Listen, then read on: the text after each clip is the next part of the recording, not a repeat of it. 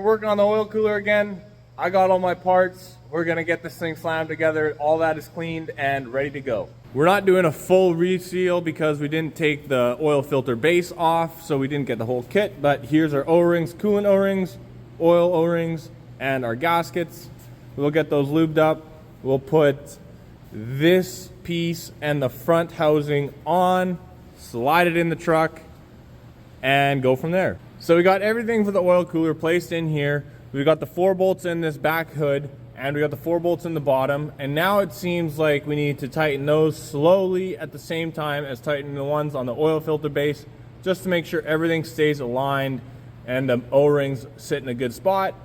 And then once that is done, we will just seal up this front hood because the double O-rings here allows it to have a bit more play. Got the whole oil cooler back in there. It all went together well. We put some thread sealant on the bolts just to keep them all from leaking. I'm gonna put all the piping back on. I need to fix up a wire back here. And while we had the coolant out, we changed the lines going to the transmission cooler because they had degraded from oil over time.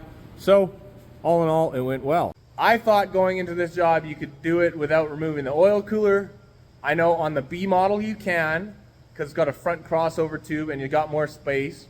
And then on the C18, C16, C15, on those they've got a redesigned front hood on the oil cooler, and I believe you can do those without removing the oil cooler as well.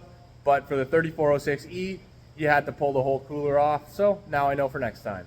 And yeah, these cold weather leaks, they happen. We usually deal with them.